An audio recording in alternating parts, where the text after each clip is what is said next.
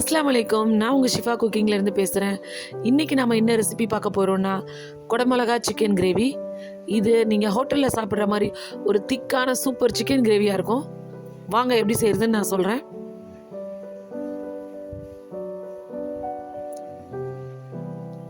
முதல்ல இதுக்கு தேவையான இன்க்ரீடியன்ஸை பார்த்துடலாம். வெங்காயத்தை நான் பேஸ்ட்டாக அரைச்சி வச்சுருக்கேன்.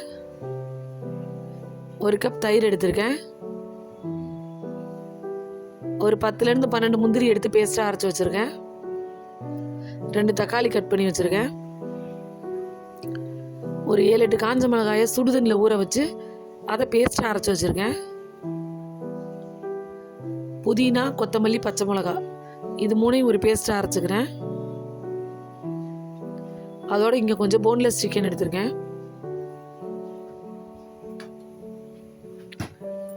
அதோட குடமிளகா கட் பண்ணி வச்சுருக்கேன்.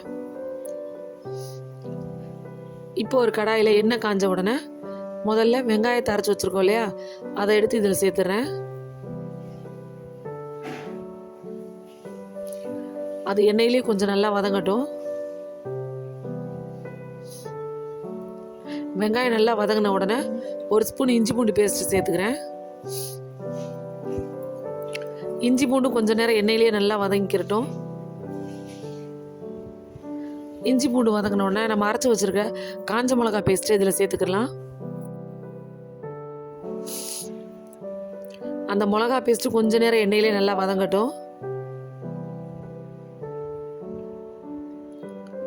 இப்போ நம்ம புதினா, கொத்தமல்லி, பச்சை மிளகா அரைச்சி வச்சுருக்கோம் இல்லையா, அதையும் இதோட சேர்த்துறேன். எல்லாத்தையும் நல்லா மிக்ஸ் பண்ணி விட்டுருங்க. கொஞ்ச நேரம் எண்ணெயிலே வேகட்டும்.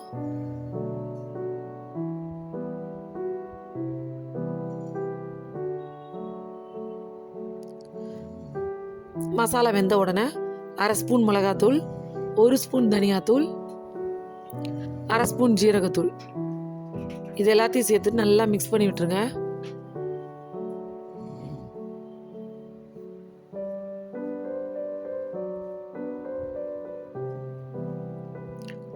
இப்போ நம்ம வச்சுருக்க தயிரையும் இதில் சேர்த்துட்றேன்.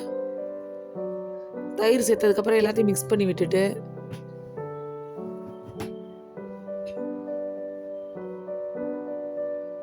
இப்போ இந்த மசாலாக்கு உப்பும் சேர்த்துடுறேன்.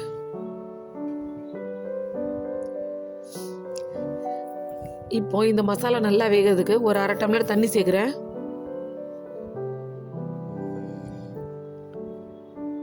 தண்ணி சேர்த்ததுக்கப்புறம் மிக்ஸ் பண்ணி விட்டு மூடி வச்சுருங்க. இந்த மசாலா நல்லா கொதிச்சு இந்த தண்ணியெல்லாம் வற்றி மேலே எண்ணெய் பிரிஞ்சு வரட்டும். இப்போ ஒரு 5 நிமிஷம் ஆச்சு. பார்த்தீங்களா, நல்லா மசாலா கொதிச்சு மேலே எண்ணெய் பிரிஞ்சு வர ஆரம்பிச்சிருச்சு. இப்போ இதை 1/4 ஸ்பூன் மஞ்சள் தூள் சேர்த்துக்கிறேன். மஞ்சள் தூளை இதே மாதிரி கடைசியாக சேருங்க.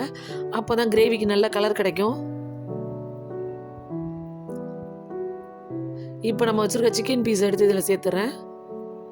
சேர்த்துட்டு நான் கட் பண்ணி வச்சுருக்க தக்காளி இதில் சேர்த்து எல்லாத்தையும் நல்லா மிக்ஸ் பண்ணி விட்டு இந்த சிக்கன் ஒரு 1/2 வேக்காடு வேகிற வரையும் மூடி வச்சுருங்க. நல்லா வேகட்டும்.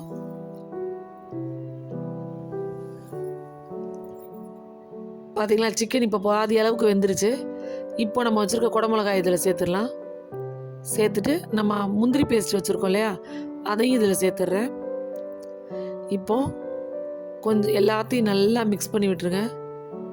குடமிளகா சேர்த்ததுக்கப்புறம் குடமிளகா 1/2 வேக்காடு வெந்தால் போதும். அப்போ தான் நல்லாயிருக்கும். ரொம்ப குழையிற மாதிரி வேக விட்டுறாதீங்க. பார்த்தீங்களா, சூப்பராக நம்மளோட சிக்கன் கிரேவி ரெடி ஆகிட்டு இருக்கு. எவ்வளோ நல்லா அழகாக திக்காக க்ரீம் மாதிரி இருக்கு பாருங்க.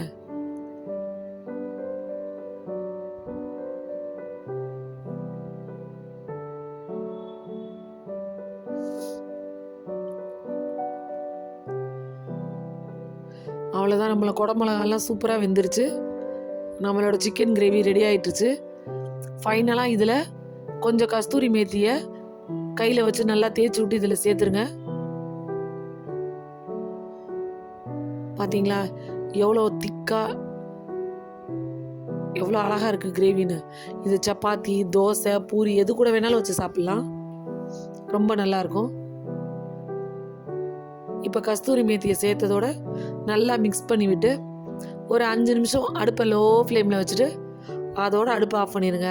அவ்வளோதான், நம்மளோட சிக்கன் கிரேவி ரெடி ஆயிடுச்சு.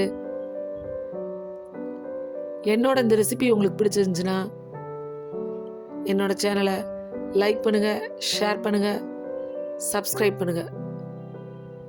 மறந்துடாமல் பெல் ஐக்கானை கிளிக் பண்ணுங்கள். அப்போ தான் நான் போடுற புது புது வீடியோஸ்லாம் உங்களுக்கு நோட்டிஃபிகேஷனில் காமிக்கும். சூப்பர். சப்ஸ்கிரைப் பண்ணுங்க. தேங்க்யூ.